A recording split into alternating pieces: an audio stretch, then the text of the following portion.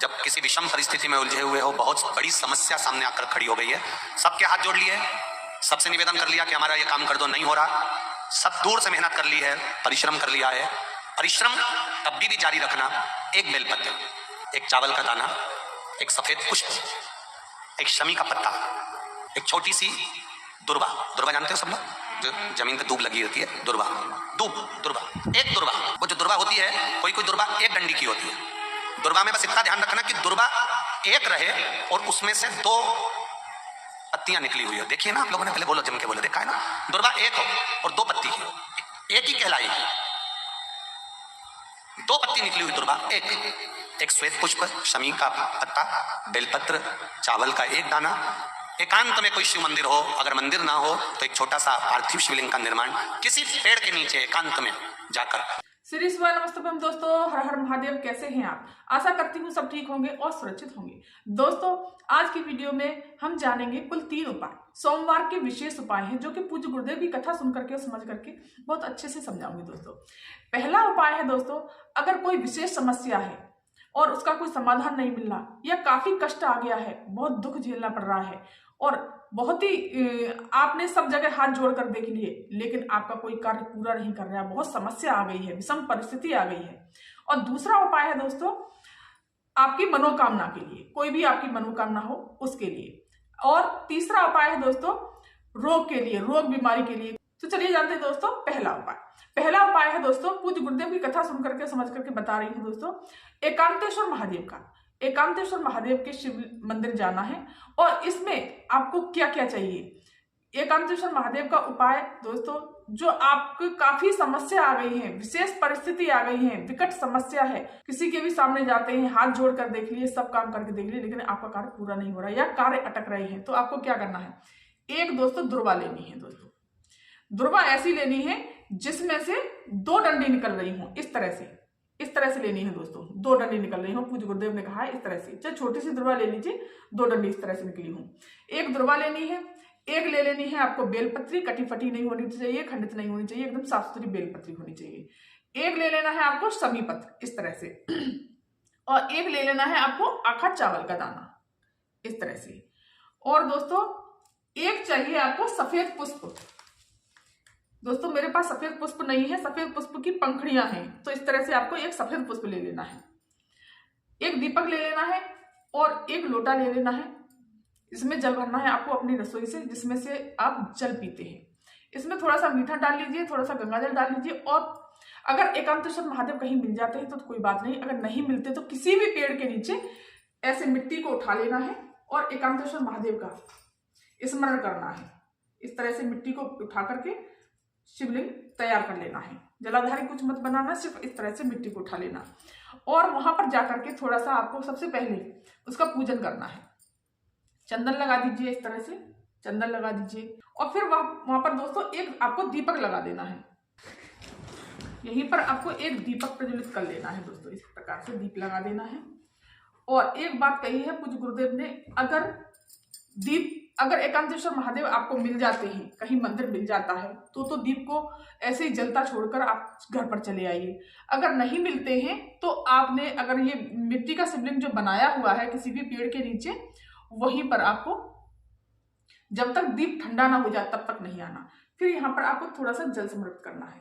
श्री शिवाय नमः मंत्र का जाप करते हुए इस तरह से जल समर्पित कर दीजिए, चंदन लगा दीजिए।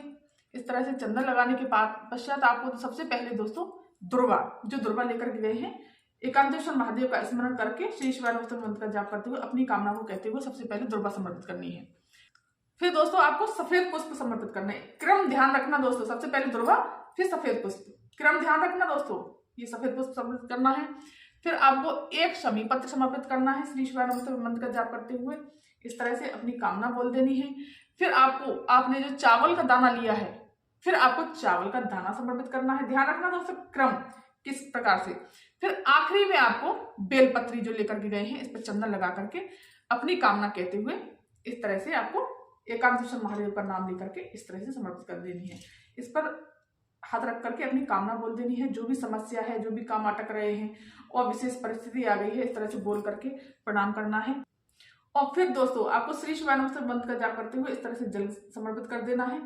और सारा का सारा जल समर्पित कर देंगे और जो आपने शिवलिंग जो बनाया है वही शिवलिंग को सारे के सारे को वहीं पर इस तरह से आपको विसर्जन कर देना है, इस तरह से। और दोस्तों पूज्य गुरुदेव ने कहा है कि अपने हृदय की कामना करनी है, अपने दिल की कामना करते हुए प्रणाम करते करके और जो ये बेलपत्री समर्पित करनी है, एकांत महादेव का नाम स्मरण करके ये बेलपत्री अपने घर लेकर के आनी है, अपने घर ले आनी है। और दीप अगर ऐसी शिवलिंग बनाई है आपने मिट्टी की तो दीप को जब तक ठंडा ना हो जाए तब तक वहां पर बैठे रहिए। और अगर एकांतेश्वर महादेव मिल जाते हैं तो वहां लगाते हैं तो कोई बात नहीं, तो आप अपने घर चले आ सकते हैं। तो दोस्तों ये था पहला उपाय। अब चलिए जानते हैं दोस्तों दूसरा उपाय। अगर आपकी कोई विशेष मनोकामना है तो आपको शिव मंदिर में, बाबा के शिव मंदिर में लंबी बाती का दीप लगाना है दोस्तों, लंबी बाती का दीप लगाना है। इस तरह से मैं अभी बताती हूँ।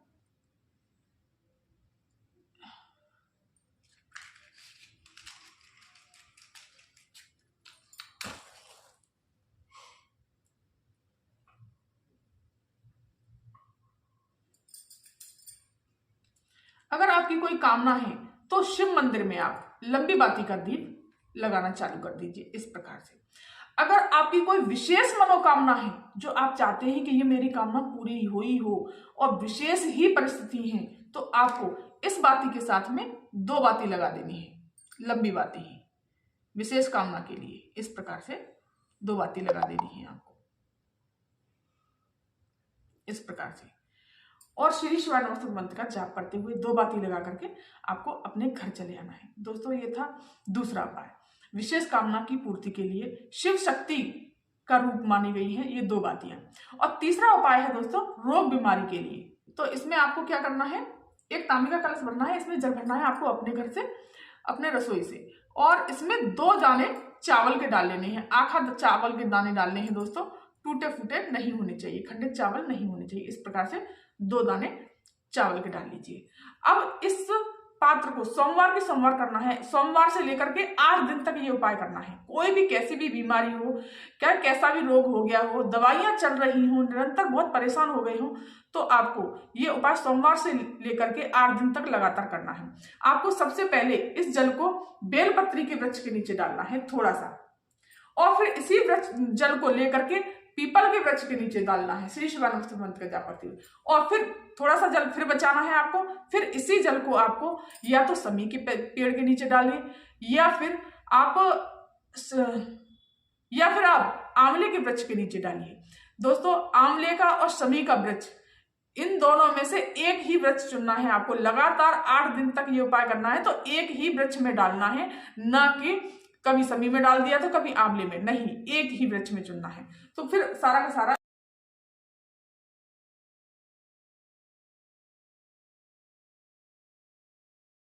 जल आंवले के वृक्ष में या समी के वृक्ष में सारा डाल दीजिए। दोस्तों लगातार आपको ये 8 दिन तक उपाय करना है। 8 दिन बाद आपको खुद ही दिखने लगेगा कि हाँ मेरी दवाइयां बंद हो रही हैं और आपकी तबीयत में सुधार आएगा, आपके जैसा भी कैसा भी रोग होगा सब दूर हो जाएगा। तो दोस्तों ये थी जानकारी आज की। पूज्य गुरुदेव की कथा सुन करके समझ करके मैंने ये उपाय बताया है। दोस्तों अगर ये वीडियो, ये जानकारी आपको पसंद आई हो तो मेरे चैनल को सब्सक्राइब कर दीजिए, वीडियो को लाइक कर दीजिए और कमेंट में श्री शिवाय नमस्तुभ्यं अवश्य लिखिए। धन्यवाद।